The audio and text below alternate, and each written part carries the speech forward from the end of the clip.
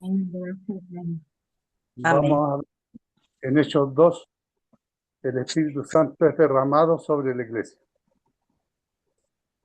La experiencia inicial de la llenura del Espíritu Santo, hermano, porque aquí los discípulos van a ser llenos del Espíritu Santo.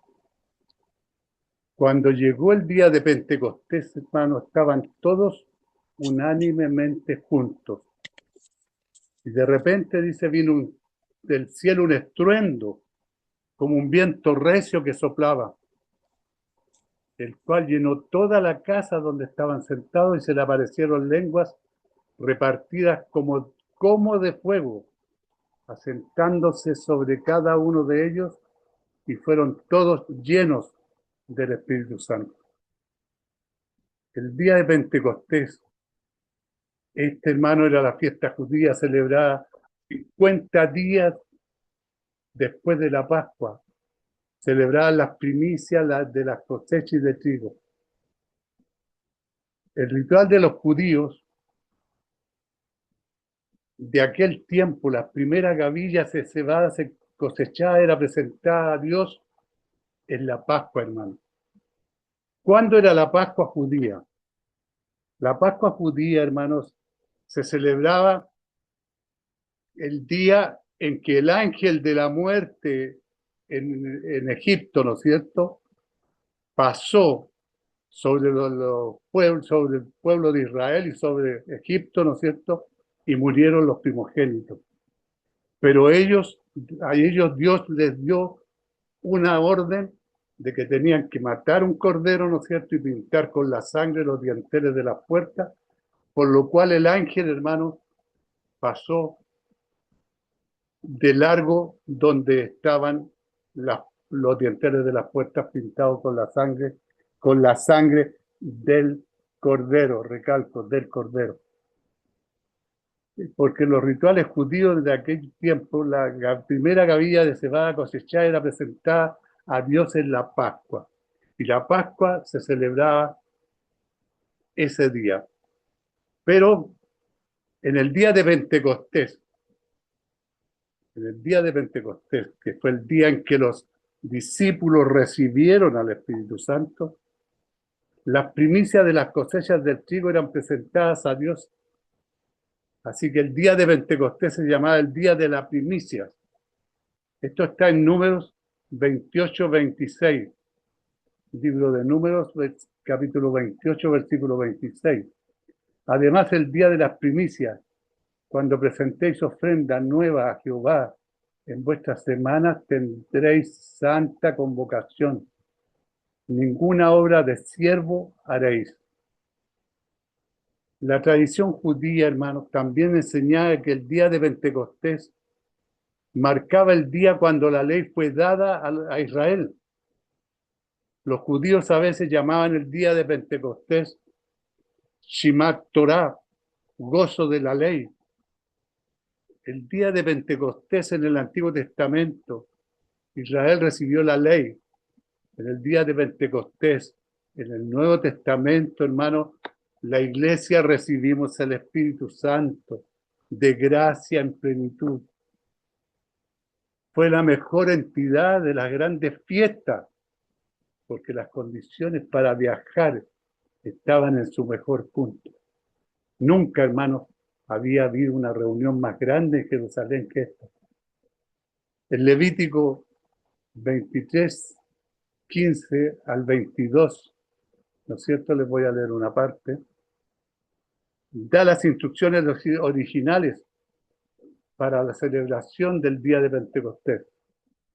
Dice que 2 panes de levadura, panes con levadura, debían ser mecidas ante el Señor por el sacerdote como parte de la celebración.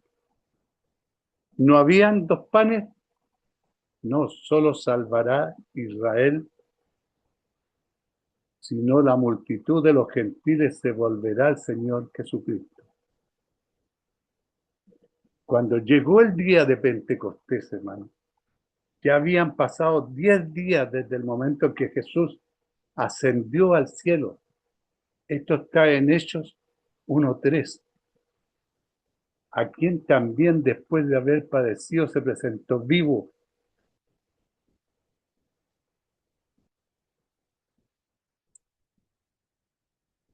con muchas pruebas indubitables, apareciéndose durante 40 días y hablándoles acerca del reino de Dios. Y desde Jesucristo les ordenó esperar la venida del Espíritu Santo. Los discípulos, hermanos, no eran ajenos a la persona y la obra del Espíritu Santo. Los discípulos vieron al Espíritu Santo continuamente trabajando en el ministerio de Jesús. Ahí vieron trabajar ellos al Espíritu Santo en el ministerio de Jesús. Los discípulos experimentaron algo del poder del Espíritu al saber y servir a Dios. Lucas 10, del 1 al 20.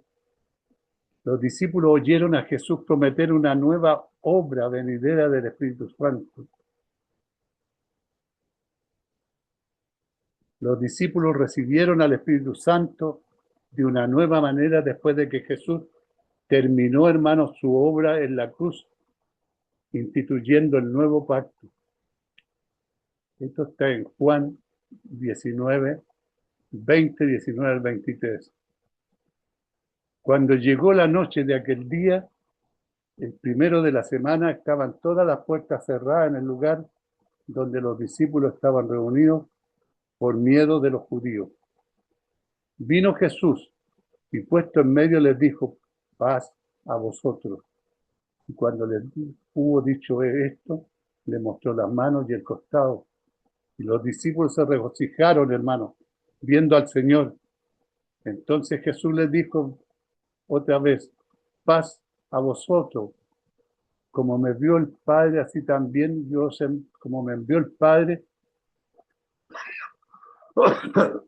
perdón, así también yo os envío. Que habiendo dicho esto, sopló y les dijo: recibid el Espíritu Santo. A quienes remitieren los pecados les son remitidos, y a quienes se los retuvieren serán retenidos. Los discípulos recibieron el Espíritu Santo de una nueva manera después de que Jesús terminó su obra en la cruz, instituyendo el nuevo pacto, hermano. Los discípulos oyeron a Jesús mandarles que esperaran el bautismo del Espíritu Santo, que los apoderaría para ser testigos. En Hechos 1, 4, 5. Esperaron hasta que llegó el día de Pentecostés, pero no sabían de antemano cuánto tiempo tendrían que esperar. Sería fácil para ellos que vendría la misma tarde que Jesús ascendió al cielo, o después de 3 días o 7 días, pero tuvieron que esperar 10 días enteros, hermano, hasta que llegó el día de Pentecostés. El único precedente bíblico posible para esto podría ser Jeremías 4:27. Aconteció que al cabo de 10 días vino palabra de Jehová a Jeremías.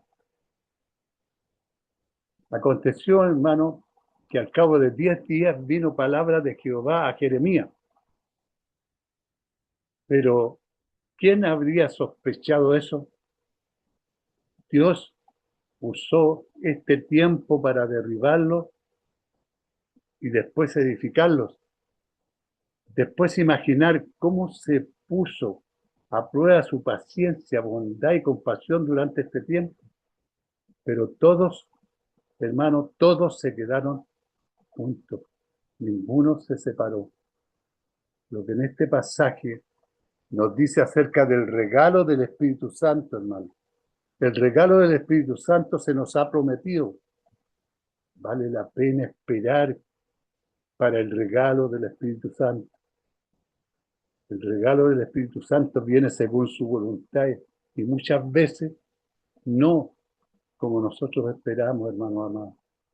El regalo del Espíritu Santo puede venir no solamente sobre personas individuales, sino también sobre grupos, como podemos ver en Hechos 2:4, y fueron todos llenos del Espíritu Santo y comenzaron a hablar en otras lenguas, según el Espíritu les daba que hablasen. En el 4:31 nos dice, cuando hubieren orado, el lugar en que estaban congregados tembló, y todos fueron llenos del Espíritu Santo y hablaban con denuedo la palabra de Dios. En el 10:44 nos dice, mientras aún hablaba Pedro, estas palabras, el Espíritu Santo cayó sobre todos los que oían el discurso. Qué maravilla, hermano. Más de 3.000 fueron los que se convirtieron con el discurso de Pedro, porque el regalo del Espíritu Santo muchas veces se da cuando Dios trata con la carne, que uno muere a sí mismo, muere para el pecado, ¿ya? Lo que este pasaje no nos dice acerca del don del Espíritu Santo. El regalo del Espíritu Santo es dado según un patrón. Ganamos el regalo del Espíritu Santo por buscarlo. Estaban todos unánimemente juntos, hermano. Estaban reunidos, todos compartiendo el mismo corazón, el mismo amor por Dios, la misma confianza en su promesa y la misma geografía. Y antes que podamos ser llenados, debemos conocer nuestro vacío por juntarse en oración, en obediencia. Estos discípulos hicieron exactamente eso. Reconocieron que no tenían los recursos en sí mismos para hacer lo que podía o debían hacer. Tuvieron que depender, hermanos, de la obra de Dios. De repente vino del cielo un estruendo. La asociación del sonido de un viento recio que sopla, el cual llenó toda la casa con el derramamiento del Espíritu Santo, hermano, es inusual. Pero probablemente tenga relación con el hecho de que tanto en el idioma hebreo como el griego la palabra espíritu, como el Espíritu Santo, es la misma palabra para aliento o viento. Esto también es cierto en latín. Aquí el estruendo, hermanos, del cielo era el sonido del Espíritu Santo siendo derramado sobre los discípulos. El estruendo de este viento recio haría que cualquiera de estos hombres y mujeres que conocían las escrituras hebreas pensaran en la presencia del Espíritu Santo. En Génesis 1:1-2 nos dice, en el principio creó Dios los cielos y la tierra estaba desordenada y vacía, y las tinieblas estaban sobre la faz del abismo, y el Espíritu de Dios se movía sobre la faz de las aguas. Es el Espíritu de Dios como el aliento, viento de Dios que se mueve sobre las aguas de la tierra recién creada, hermano. En Génesis 2:7, el Espíritu de Dios como el aliento, viento de Dios que sopla vida en el hombre recién creado, hermano. En el Génesis 2:7 nos dice, entonces Jehová Dios formó al hombre del polvo de la tierra y sopló en su nariz aliento de vida, y fue el hombre un ser viviente. ¿Ya? En Ezequiel 37, 9-10, el Espíritu de Dios como el aliento, viento de Dios que se mueve sobre los huesos secos de Israel, volviéndolos vida. Del 37, 9-10 lo leemos. Me dijo, profetiza al Espíritu, profetiza, hijo de hombre, y di al Espíritu, así ha dicho Jehová el Señor. Espíritu, ven de los cuatro vientos y sopla sobre estos muertos y vivirán. Y profeticé como me había mandado, y entró espíritu en ellos y vivieron, y estuvieron sobre sus pies un ejército grande en extremo.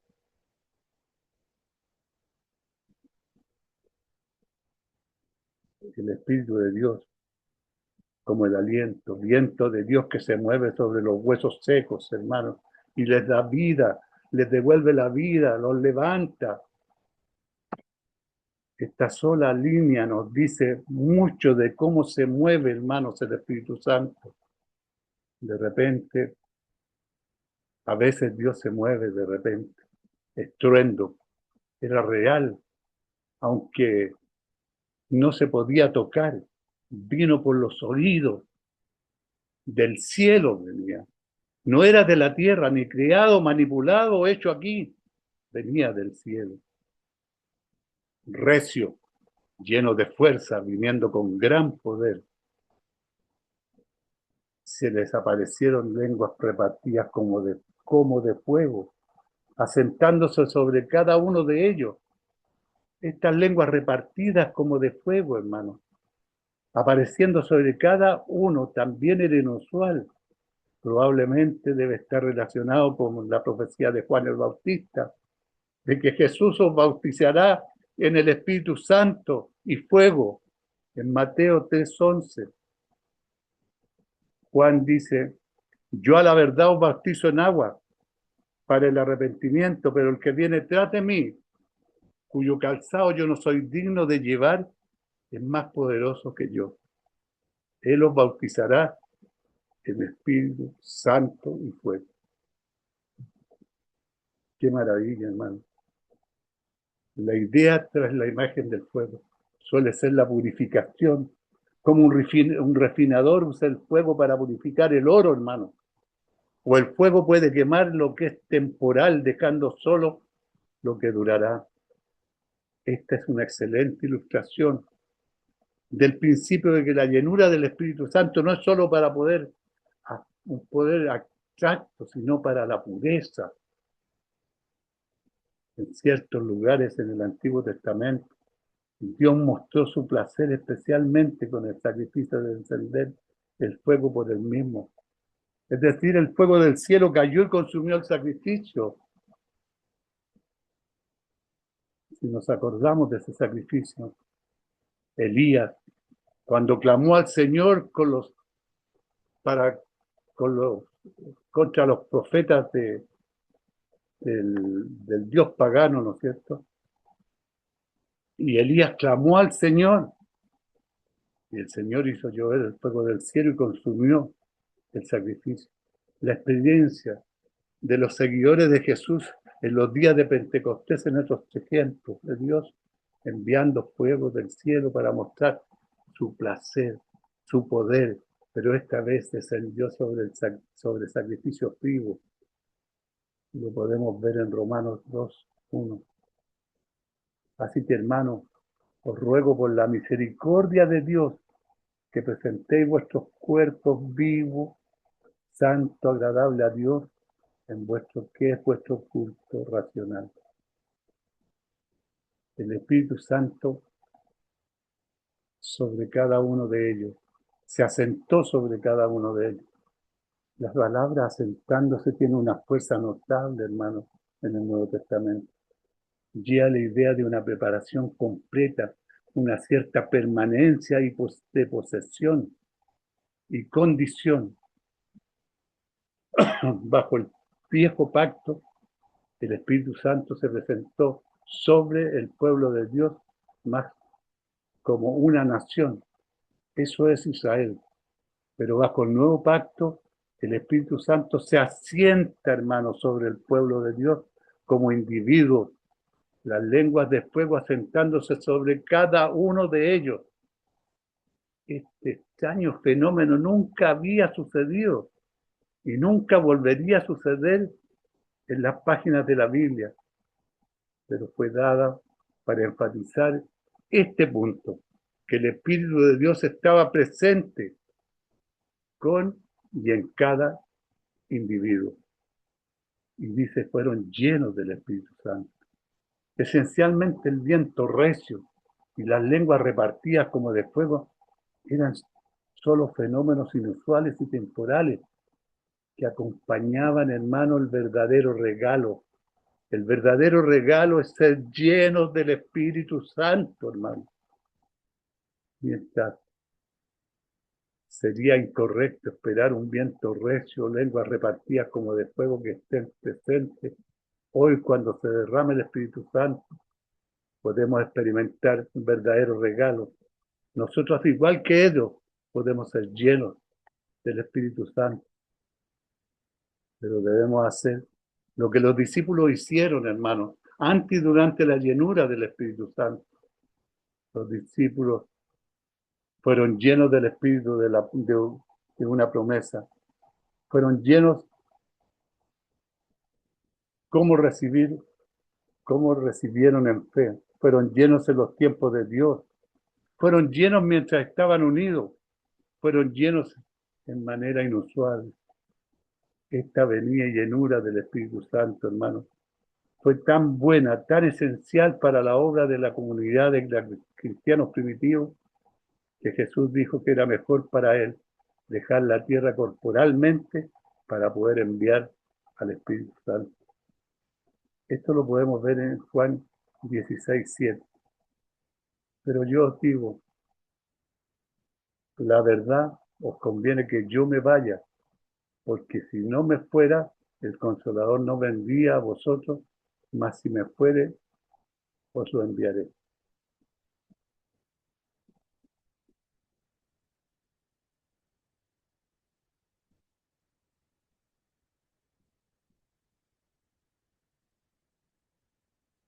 El fenómeno de hablar en lengua. Y comenzó a hablar en otras lenguas según el Espíritu les daba que hablase. Moraban entonces los que en Jerusalén judíos, varones piadosos de todas las naciones bajo el cielo. Y hecho este estruendo se juntó la multitud y estaban confusos, hermanos. Estaban todos confundidos porque cada uno les oía hablar en su propia lengua. Y estaban atónitos y maravillados diciendo, mirad, ¿no son galileos todos estos que hablan? ¿Cómo pues les oímos nosotros hablar cada uno en nuestras lenguas en la que hemos nacido? Partos, medos, alamitas y los que habitamos en Mesopotamia, en Judea, en Capadocia, en Ponto y en Asia, en Frigia, en Panfilia, en Egipto y en las regiones de África más allá de Cirene, y romanos aquí residentes, tanto judíos como prosélitos, cretenses, árabes, les oímos hablar en nuestra lengua las maravillas de Dios, y estaban todos atónitos y perplejos diciendo unos a otros, ¿qué quiere decir esto? Mas otros juzgándose decían, están llenos de mosto, o sea, están ebrios, y comenzaron a hablar en otras lenguas en respuesta al ser llenados del Espíritu Santo. Los presentes, no solamente los 12 apóstoles, comenzaron a hablar en otras lenguas. Estas eran lenguas que nunca les habían sido enseñadas, hablando según el Espíritu les daba que hablasen, hermanos. Los varones piadosos de todas las naciones bajo el cielo. La multitud de muchas naciones se juntó en Jerusalén por la fiesta de Pentecostés. Muchas de estas personas eran las mismas que se habían juntado en Jerusalén para la última fiesta, la Pascua, cuando una multitud alborotada y enojada demandó la ejecución de Jesús. Y hecho este estruendo, hermano, se formó rápidamente una multitud de personas atraídas por este estruendo, que fue sonido de un viento recio, el sonido de hablar en otras lenguas. Cuando la multitud vino, escucharon a los cristianos hablando en sus propias lenguas extranjeras. Aparentemente se podía escuchar a los cristianos desde las ventanas del aposento alto, o salieron a un tipo de balcón o hacían a los patios del templo. Muchas casas de aquel día podían contener hasta 120 personas. Es mucho más probable que este aposento alto era parte de las cortes del templo, que era una estructura enorme, con porche y columnatas y cuartos. La multitud provenía de personas que estaban en las cortes del templo. Les oímos hablar en nuestras lenguas, decían. las maravillas de Dios.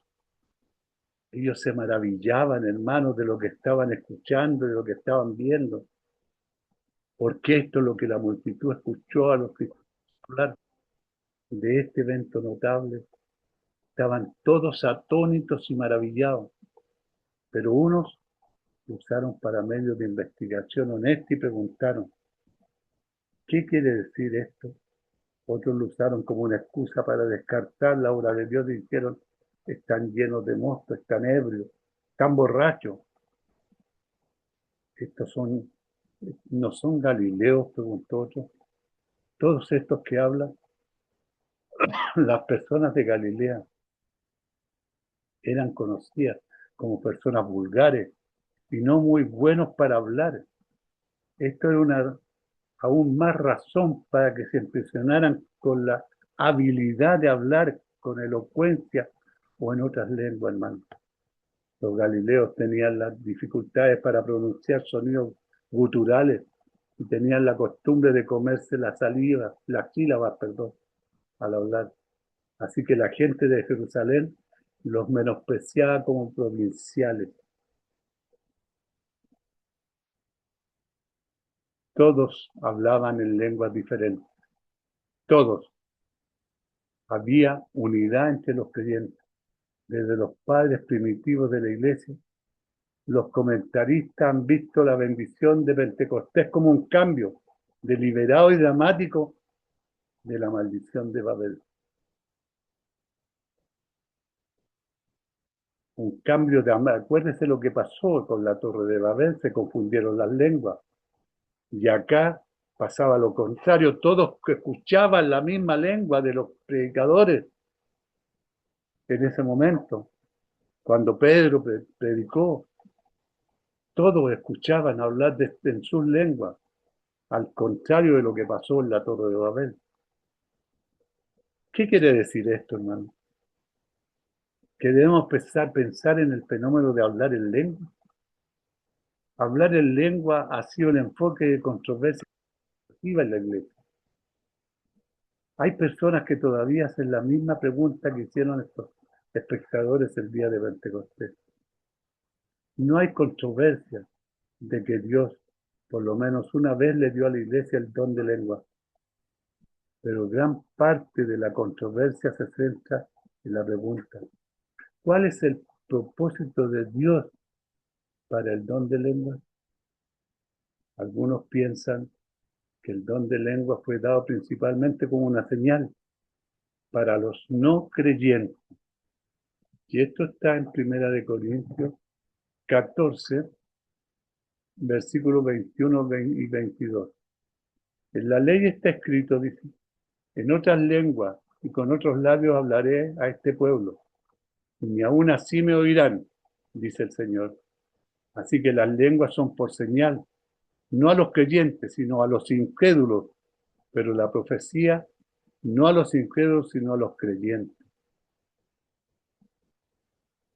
Entonces, como una manera de comunicar milagrosamente el Evangelio en diversos idiomas, cree que ya no hay necesidad de esta señal, así que consideran la lengua como un don que ya no está presente en las iglesias hoy en día.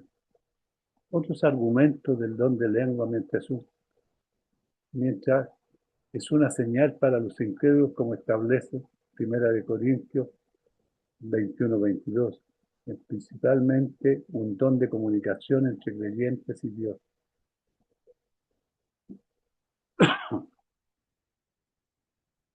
Es un don todavía dado por Dios.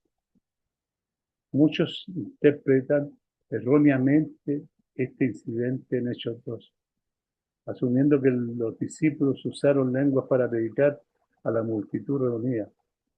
Pero una vista cuidadosa demuestra que esta idea está equivocada. No lo que las personas oyeron a los discípulos decir, hablar las maravillas de Dios. Los discípulos declararon las alabanzas de Dios, agradeciéndole con todas las fuerzas en lenguas desconocidas. La multitud, hermanos, simplemente escuchó lo que los discípulos declaraban exuberantemente a Dios. La idea de que estos discípulos se comunicaron a la multitud diversa en lenguas es claramente equivocada. La multitud tenía un idioma común, el griego, y Pedro les predicó un sermón en ese idioma. Les oímos hablar en nuestras lenguas, decían maravillados ellos. Las lenguas, las maravillas que Dios había hecho. El don de lenguas es un lenguaje personal de oración dado por Dios, por el cual el creyente comunica con Dios más allá de los límites del conocido y entendimiento.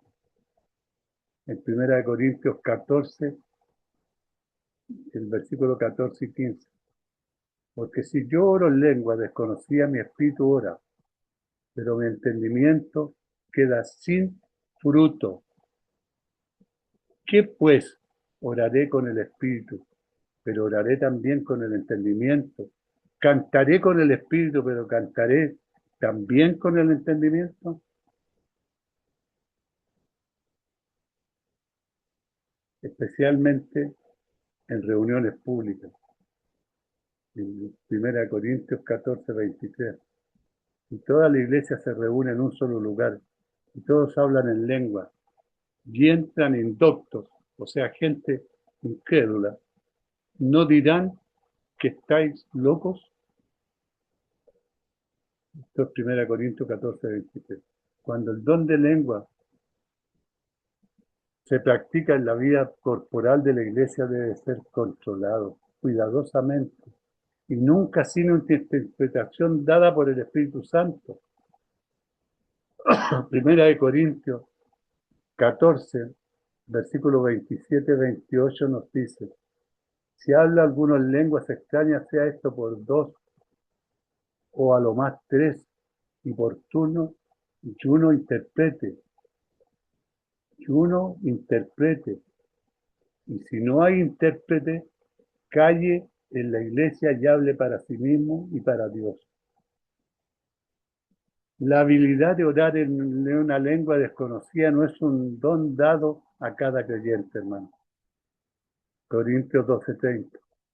¿Tienen todos dones de sanidad? ¿Hablan todos lenguas? ¿Interpretan todos? No, hermano, no es así.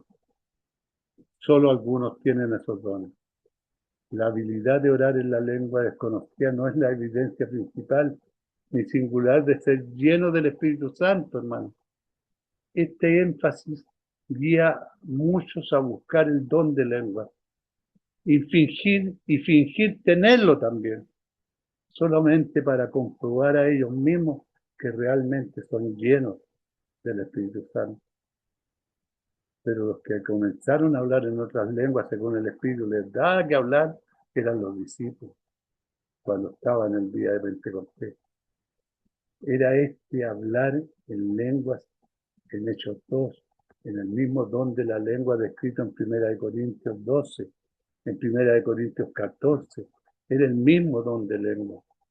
Algunos dicen que estamos tratando con dos diferentes dones. Argumentan que el don en 1 Corintios debe ser regulado y restringido, mientras que el don de ellos dos puede usarse en cualquier hora sin regulación.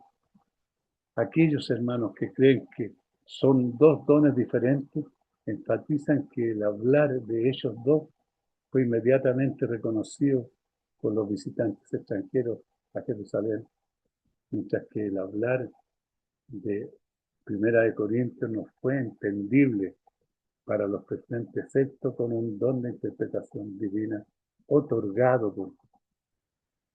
Sin embargo, esto toma en cuenta que las diferencias tienen más que ver con las circunstancias en las cuales fueron ejercitados los dones que con los dones mismos.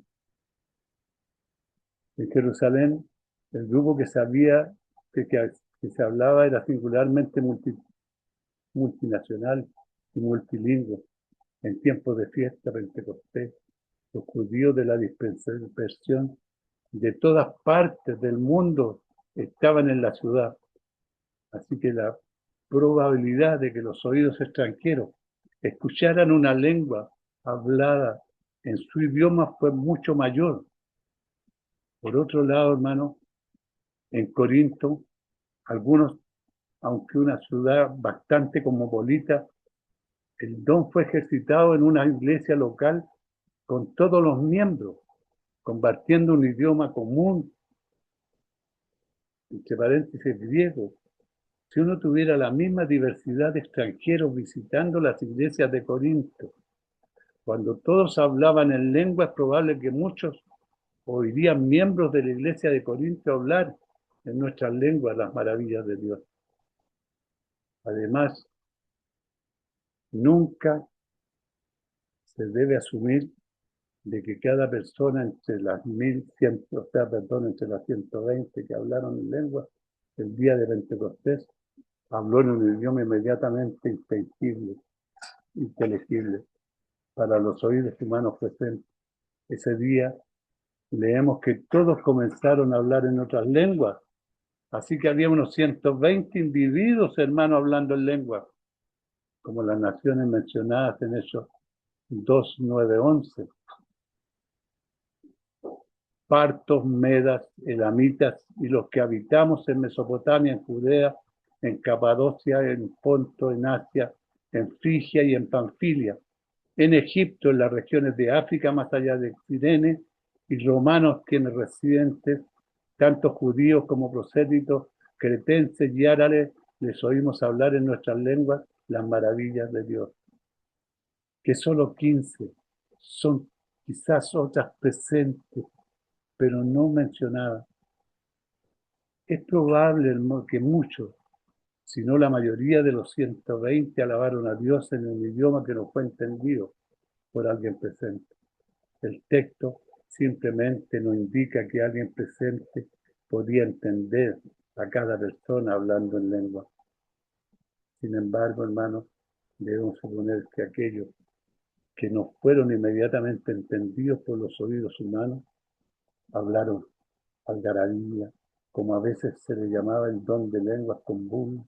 Es posible que hayan alabado a Dios en un idioma completamente desconocido, pero completamente humano. Después de todo, ¿cómo se escucharía la lengua de los aztecas para los oídos romanos? O algunos pueden haber hablado en una lengua completamente único dado por Dios y entendido por Él y solamente. Después de todo, la comunicación con Dios, no con el hombre, es el propósito de la lengua. Primera de Corintios 4, 14, 2. Porque el que habla en lengua no habla a los hombres, sino a Dios, pues nadie entiende, aunque por el Espíritu habla misterio. La repetición de las frases sencillas, no inteligibles, y quizás sin sentido para los espectadores humanos, no significa, hermano, que alguien esté hablando algarabía. La alabanza a Dios puede ser sencilla y repetitiva, y parte de la dinámica de las lenguas que funcionan sin el entendimiento del hablante, siendo entendida por Dios y solo Dios. Hermano, vamos a dejar hasta aquí hoy día y continuamos más adelante, ¿no es cierto?, con el sermón de Pedro en el día de Pentecostés. Que Dios los bendiga, hermano. Bendición, hermano Luis. Bendiciones. Bendición, hermano Luis, gracias. Lo bendiga. Un abrazo, Gracias, hermano Luis. un abrazo grande, que tengan una linda noche, que descansen. Igualmente, hermano Luis, me alegra que está bien. Dios le bendiga. Gracias, hermano Miguel Ángel, que Dios lo Gracias, bendiga. hermano Miguel. Nos vemos. Nos alegra mucho y nos gusta que nos ministre mucho, hermano Luis. Bendiciones. Que Dios les bendiga, que todo sea para. Mira, Fanny. Fanny, ya está aquí Sara conmigo. Oh, Saray, Dios te bendiga. Me alegra, Saray. Bendiciones, hermana.